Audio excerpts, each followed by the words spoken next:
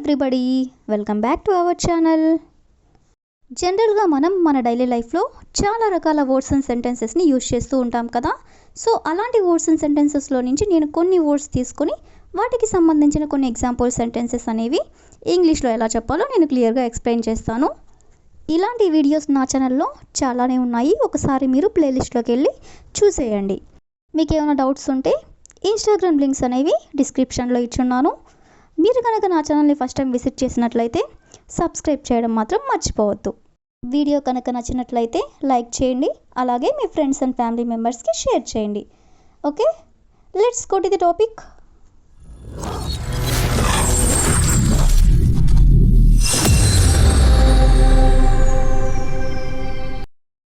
First sentence ఒకసారి చూడండి. నాకు ఇప్పుడు అర్థమైంది నువ్వు ఎందుకు అక్కడికి వెళ్ళావో.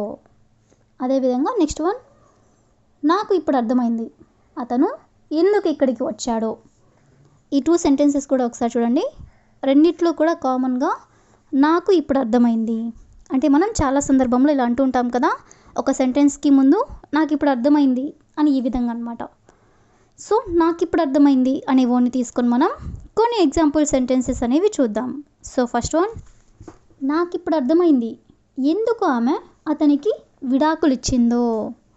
అంటే ఆమె ఎందుకు అతనికి విడాకులు ఇచ్చిందో నాకు ఇప్పుడు అర్థమైంది అని.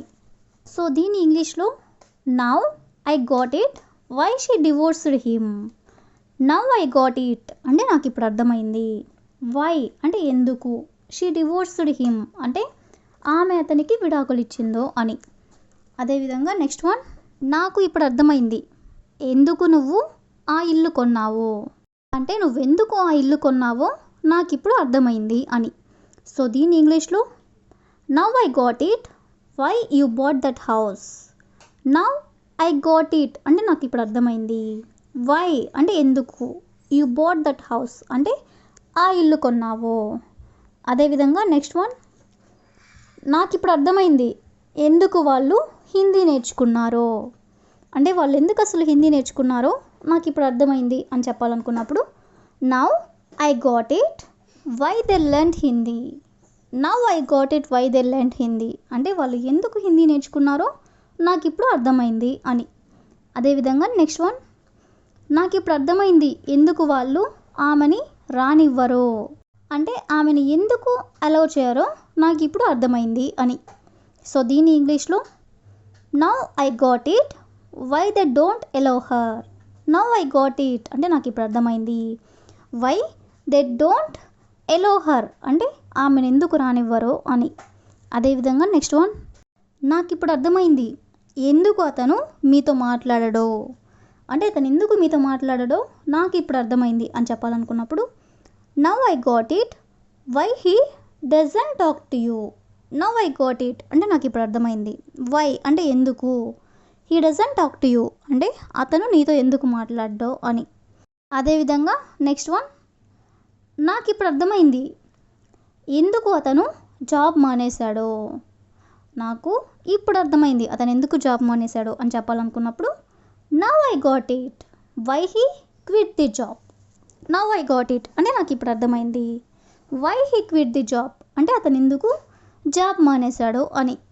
సో ఈ విధంగా మనం నాకు ఇప్పుడు అర్థమైంది అనే వర్డ్ అయితే తీసుకొని దానికి సంబంధించిన కొన్ని ఎగ్జాంపుల్ సెంటెన్సెస్ అనేవి చూసాం కదా. నెక్స్ట్ సెంటెన్స్ ఒకసారి చూడండి. నువ్వు ఎందుకు చిన్న విషయానికి పెద్ద గొడవ చేస్తున్నావు. అదేవిధంగా నెక్స్ట్ వన్, ఆమె ఎప్పుడు చిన్న విషయానికి పెద్ద గొడవ చేస్తుంది. ఈ టూ సెంటెన్సెస్ కూడా ఒకసారి చూడండి. రెండిట్లో కూడా చిన్న విషయానికి పెద్ద గొడవ చేయడం అనమాట. అంటే చాలా సందర్భంలో ఇలా అంటూ ఉంటారు కదా, ఎందుకు చిన్న విషయాన్ని పెద్ద చేసి చెప్తున్నావు, ఈ విధంగా అనమాట. సో ఈ వర్డ్ని తీసుకొని కొన్ని ఎగ్జాంపుల్ సెంటెన్సెస్ అనేవి చూద్దాం. సో ఫస్ట్ వన్, మేము ఇప్పుడు చిన్న విషయానికి పెద్ద గొడవ చేయాలనుకోవడం లేదు. మేము ఇప్పుడు చిన్న విషయానికి పెద్ద గొడవ చేయాలనుకోవడం లేదు. దీన్ని మనం ఇంగ్లీష్లో now we don't want to make a storm in a tea cup. Storm in a tea cup అంటే చిన్న గొడవని పెద్దదిగా చేయడం అనమాట. అంటే ఒక గొడవ చిన్నదిగా స్టార్ట్ అయ్యి లాస్ట్కి చిరిగి పెద్ద గాలివాన అవ్వడం అనమాట. సో దీన్ని మనం storm in a tea cup అని అంటాం అన్నమాట. So now we don't want to make a storm in a tea cup అంటే మేము ఇప్పుడు చిన్న విషయానికి పెద్ద గొడవ చేయాలనుకోవడం లేదు అని. అదేవిధంగా నెక్స్ట్ వన్, అతను ఎందుకు చిన్న విషయానికి పెద్ద గొడవ చేశాడు అంటే జరిగింది చిన్న విషయమైనా కూడా అతను ఎందుకు పెద్ద గొడవ చేశాడు అని. సో దీన్ని ఇంగ్లీష్లో why did he make a storm in a tea cup, why did he make a storm in a tea cup అంటే అతను ఎందుకు చిన్న విషయానికి పెద్ద గొడవ చేశాడు అని. అదేవిధంగా నెక్స్ట్ వన్, వాళ్ళు చిన్న విషయానికి పెద్ద గొడవ చేశారు, వాళ్ళు చిన్న విషయానికి పెద్ద గొడవ చేశారు అని చెప్పాలనుకున్నప్పుడు they made a storm in a tea cup, they made అంటే వాళ్ళు చేశారు, a storm in a tea cup అంటే చిన్న విషయాన్ని పెద్ద చేయడం అనమాట. అదేవిధంగా నెక్స్ట్ వన్, చిన్న విషయానికి పెద్ద గొడవ చేయడం మాపు. ఇలా మనం ఎవరికైనా చెప్పాలనుకున్నప్పుడు stop making a storm in a tea cup, stop making అంటే ఆపు అంటే చేయడం ఆపు, a storm in a tea cup అంటే చిన్న విషయాన్ని పెద్ద గొడవ చేయడం అన్నమాట. అదేవిధంగా నెక్స్ట్ వన్, ఆమె ఎప్పుడు చిన్న విషయానికి పెద్ద గొడవ చేస్తుంది అంటే ఆమె ఎప్పుడూ కూడా చిన్న విషయానికి పెద్ద గొడవ చేస్తుంది అని ఇలా చెప్పాలనుకున్నప్పుడు she always makes a storm in a tea cup, she always అంటే ఆమె ఎప్పుడూ కూడా makes a storm in a tea cup అంటే చిన్న విషయానికి పెద్ద గొడవ చేస్తుంది అని. అదేవిధంగా నెక్స్ట్ వన్, నువ్వెందుకు చిన్న విషయానికి పెద్ద గొడవ చేస్తున్నావు, నువ్వు ఎందుకు చిన్న విషయానికి పెద్ద గొడవ చేస్తున్నావు, దీన్ని మనం ఎగ్జాంపుల్గా చెప్పుకున్నాం కదా. సో దీని ఇంగ్లీష్లో why are you making a storm in a tea cup, why are you making అంటే నువ్వు ఎందుకు చేస్తున్నావు, a storm in a tea cup అంటే చిన్న గొడవని పెద్దదిగా చేయడం అనమాట. అదేవిధంగా ది లాస్ట్ వన్, చిన్న విషయానికి పెద్ద గొడవ చేసింది అతనే, చిన్న విషయానికి పెద్ద గొడవ చేసింది అతనే అని చెప్పాలనుకున్నప్పుడు it was he who had made a storm in a tea cup, it was he అంటే అతనే, who had made a storm in a tea cup అంటే ఎవరైతే చిన్న విషయానికి పెద్ద గొడవ చేశారో అంటే చిన్న విషయానికి పెద్ద గొడవ చేసింది అతనే అనేదాన్ని it was he who had made a storm in a tea cup.